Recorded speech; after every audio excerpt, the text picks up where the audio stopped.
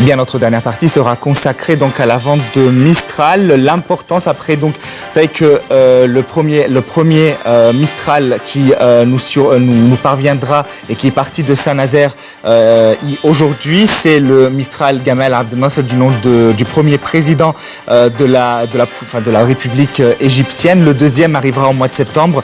Il s'appelle Anwar el-Sadat, qui est le deuxième président de la République arabe d'Égypte. On va voir l'importance de cet achat après plein de soubresauts diplomatiques, notamment entre la France et la Russie. Pour en parler, général Mohamed Al-Shihawi, qui est conseiller à la faculté de commandement et de l'équipe militaire et de l'état-major. Monsieur le général Mohamed, vous êtes le bienvenu, merci. Donc, je sais très bien que cela n'entre pas dans notre thème, mais je voudrais vous poser une question concernant les dernières évolutions de la recherche de l'avion Egypt Air qui s'est abîmé dans la mer. Il y a le robot et un navire français qui mène des opérations de recherche de la boîte noire de l'avion Egypt Air. Cet avion Egypt Air nous donne des messages selon lesquels il y a des défis et des menaces à relever. De même, elle nous a donné un message selon lequel l'Égypte a bien traité la crise de cet avion. De même, les forces armées et les forces maritimes étaient le leader qui était chargé de rechercher les débris de l'avion. Et vu les bonnes relations entre l'Égypte et les autres pays, nous avons trouvé que la Grèce nous fournit l'assistance nécessaire, la France également. Il y a maintenant un navire français bien équipé et il y a des signaux qui sont émis par la boîte noire. Sans doute, la boîte noire va nous révéler qu'est-ce qui s'est passé pour cet avion et comment cet avion s'est abîmé dans la mer et donc, on va examiner tous les scénarios qui vont être révélés par la boîte noire de cet avion. Il y a des propos selon lesquels on a déjà dit que cet accident de l'avion était ciblé spécialement dans le domaine pétrolier et gazier et dans le domaine de la coopération entre l'Égypte, la France et la Russie. Alors, est-ce que nous pouvons croire à ces propos ou pas? Donc, je vois que l'Égypte est ciblée. Il y a des défis et des menaces contre l'Égypte et spécialement contre les pays qui nouent des bonnes relations avec l'Égypte. Nous avons des relations étroites avec la Russie et vous savez qu'il y avait un avion russe qui s'est abîmé au Sinaï. De même, nous avons des bonnes relations avec l'Italie et vous savez que l'Italie est chargée de la recherche du gaz et l'Égypte sera le plus grand pays de réserve du gaz au Proche-Orient. Alors, quelle est la société qui est chargée du gaz? C'est la société pétrolière.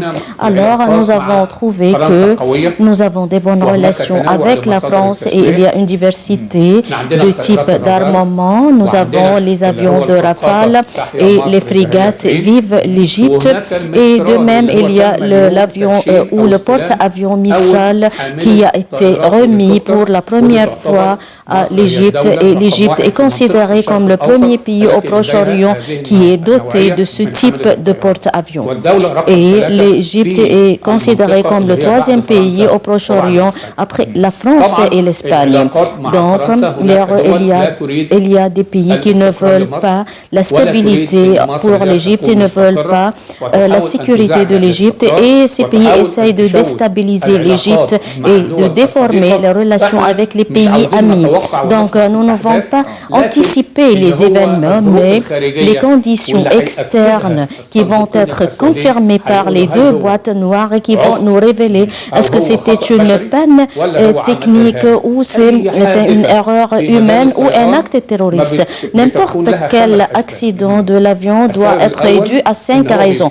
Premièrement, il peut être une panne technique ou une faute humaine, un acte terroriste ou des des phénomènes météorologiques ou certaines défaillances. Donc, l'Égypte va traiter avec professionnalisme la crise de l'avion Egypt Air qui s'est abîmé dans la mer, ou autrement dit, l'avion ayant des conditions inconnues. Donc, on ne va plus anticiper les raisons. Donc, la dernière question, on ne va plus anticiper les événements, mais supposez que malheureusement, c'était à cause d'un missile qui a attaqué l'avion, ou donc un missile ou un acte terroriste à l'intérieur, à l'extérieur. Si c'est un acte terroriste à l'extérieur qui a attaqué l'avion, est-ce qu'il y a des régions terroristes, ou nous pouvons dire des miliciens terroristes qui sont aptes à cibler l'avion avec professionnalisme, ou peut-être on va entrer dans le cadre des services de renseignement? Je vois que les éléments terroristes ne sont pas compétents pour être à la hauteur d'attaquer un avion à 38 km, c'est-à-dire 1,5 km, c'est-à-dire 11 kilomètres d'altitude. Donc, les groupes terroristes ne sont pas dotés des armes aériennes qui peuvent attaquer l'avion. Donc, on va écarter l'option ou l'éventualité des groupes terroristes. De même, ces groupes terroristes ne sont pas dotés des idées innovatrices. Donc, on peut dire qu'il y a des services de renseignement étrangers et d'autres pays qui ne veulent pas la stabilité dans la région. Par exemple, nous avons le premier ennemi dans la région, c'est Israël. Israël a un objectif à réaliser dans la région, à savoir le démantèlement des pays arabes. Parce que quand les pays arabes deviennent faibles, quand il y a un démantèlement des pays arabes, de cette façon, les pays occidentaux peuvent contrôler la région. Le deuxième point, Israël essaye de renforcer ses potentialités. Et comme Israël a vu le nouveau type de l'armement remis à l'Égypte, représenté par le premier porte-avions, et à cette occasion, je voudrais vous dire que les forces armées égyptiennes occupent la 10e place au niveau international. Et les forces maritimes égyptiennes occupent la 6e place au niveau international. Israël occupe la 36e place au niveau international. Alors, quand l'Égypte renforce ses potentialités militaires, soyez sûr que tous les complots qui entourent l'Égypte et qui ne veulent plus la sécurité, la stabilité de l'Égypte, parce que, comme vous savez, la stabilité de l'Égypte fait partie de la stabilité du Proche-Orient. Est-ce que c'est un acte terroriste, un missile ou une explosion au sein de l'avion? C'est ce qu'on va découvrir, détecter à la suite du pointe noire qui vont être repêchés. Et je voudrais dire à notre peuple que l'Égypte a bien traité la crise et la cellule de crise a bien joué son rôle et elle n'a pas anticipé les événements. L'Égypte est dotée d'un centre de recherche et de secours dépendant des forces armées qui a pris l'initiative à une distance de 300 km d'Alexandrie, très proche du littoral grec, et ils ont commencé à rechercher les débris de l'avion. Et je peux dire que l'Égypte est un État puissant et apte à se protéger contre ces menaces. On va entrer dans le thème principal. Les deux navires Mistral évalués à 950 millions d'euros, c'est-à-dire milliards d'euros ou 10 milliards livres égyptiens à peu près. Est-ce que nous pouvons savoir pourquoi les coûts de ce porte-avions sont très chers? Pourquoi ces deux navires coûtent très cher? Alors, cet événement qui a eu lieu aujourd'hui est le fait de hisser le drapeau sur le porte-avions baptisé Gamal Abdel Nasser. Abdel Nasser n'est pas considéré comme un équipement maritime, mais c'est une armée complète, incluant toutes les branches, toutes les brigades des forces armées qui sont équipées de systèmes de défense aérienne contre les équipements maritimes. Donc, le système de défense aérienne est utilisé contre les avions. Nous avons 24 avions et ce sont des hélicoptères armés aptes à traiter les cibles terrestres et aériennes. Ce ne sont pas des avions militaires, ce sont des hélicoptères militaires. Alors, celui qui attaque le terrorisme, c'est les hélicoptères Apache. Les hélicoptères Apache peuvent viser les cibles comme que ce soit des cibles mobiles ou des foyers criminels, des terroristes ou les sièges ou les endroits de rassemblement des groupes terroristes. De même, ce navire est considéré comme un équipement utilisé pour la descente des forces maritimes. Si par exemple nous voulons au large de la mer, peut-être au Sinaï, nous voulons faire descendre des forces armées, ce porte-avions peut transférer un bon nombre de chars, en plus de 700 individus avec leurs armes. Donc, ils ne peuvent pas, à travers la mer, ils ne peuvent pas accéder facilement à ces endroits. Alors, ils vont utiliser ce porte-avions vers le littoral. Ensuite, les blindés et les autres équipes et les forces armées vont descendre de ce navire. De même, ce porte-avions est doté des hôpitaux et des centres de commandement conjoints, c'est-à-dire on peut gérer les combats. De même, ce navire est doté des centres de commandement en cas de manœuvre conjointe avec les autres pays. Et dans le cadre de ces manœuvres, nous pouvons gérer les combats. De même, ce navire est chargé de sécuriser l'État contre les éléments, c'est-à-dire ce navire est chargé de sécuriser les détroits. Pourquoi nous avons acheté 2 Mistral?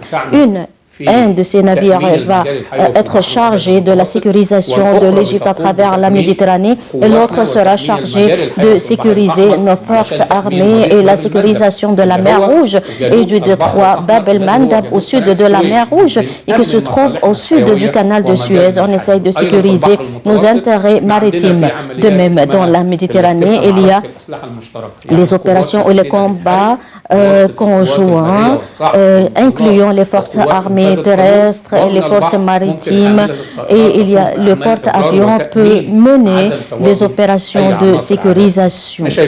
Nous voyons que c'est une transition considérable représentée par l'achat du porte-avions et l'autre porte-avions qui va être remis à l'Égypte au mois de septembre prochain. Nous parlons de 700 forces ou 700 individus, c'est-à-dire des forces terrestres ou des fantassins qui sont aptes à mener les combats. Alors les forces aériennes détruisent les zones, mais on a besoin des fantassins. Comment ces fantassins vont accéder à ces régions, que ce soit à travers des avions ou par les voies terrestres, mais il n'existe plus des voies terrestres si vous voulez mener des combats dans la mer Rouge ou dans la Méditerranée.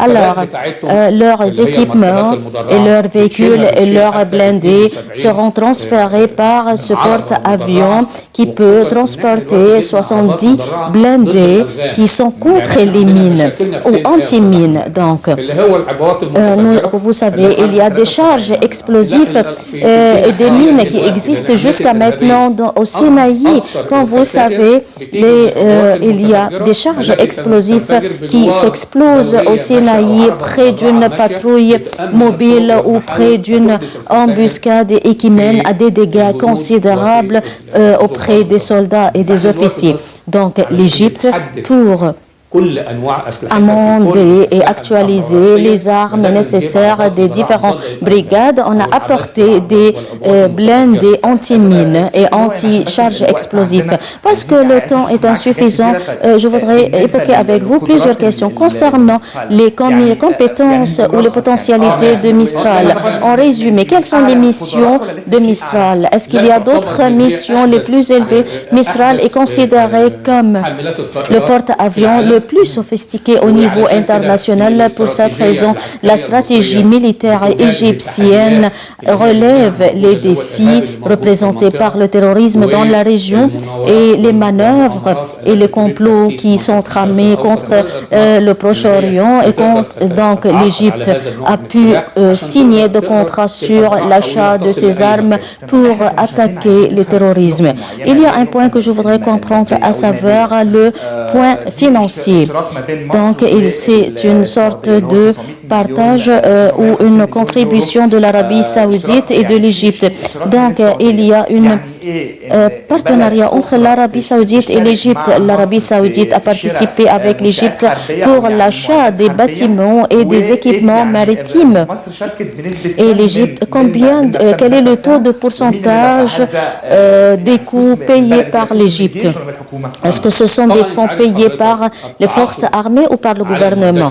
Donc le contrat des équipements militaires est un secret et nous ne devons pas dévoiler de tels secrets concernant les coûts de ces porte-avions. Nous voulons renforcer les potentialités militaires. Le peuple égyptien veut se rassurer que les forces armées sont aptes à sécuriser les frontières et les eaux territoriales de l'État. Et à l'est et à l'ouest, en Syrie, en Irak et en Libye, on va trouver que les potentialités de ces pays ont été détruites et pas d'intérêt pour les fonds en cas de l'effondrement des forces armées. Et nous savons très bien que l'objectif principal des complots occidentaux sont le démantèlement des pays et l'affaiblissement des armées et l'annulation de la volonté politique et l'affaiblissement de l'état moral, c'est-à-dire si les forces armées sont faibles, alors on va dire au peuple les forces armées sont faibles. Mais si les forces armées sont puissantes, alors on demande au peuple d'où vous avez apporté ces fonds. Donc nous créons des projets colossaux et en même temps on essaie de renforcer les forces armées et en même temps on trouve que les forces armées, comme on dit, sont une main qui construit et une autre main qui défend. Donc on félicite le peuple égyptien pour l'achat du porte-avions qui est considéré comme une valeur ajoutée aux potentialités militaires. Nous allons avoir une autre interview avec vous. Je remercie Monsieur le Général Mohamed. Eh bien, on vous remercie. On remercie notre traductrice Roda Ismaël de l'autre côté. On vous laisse avec nos collègues anglophones. À très bientôt.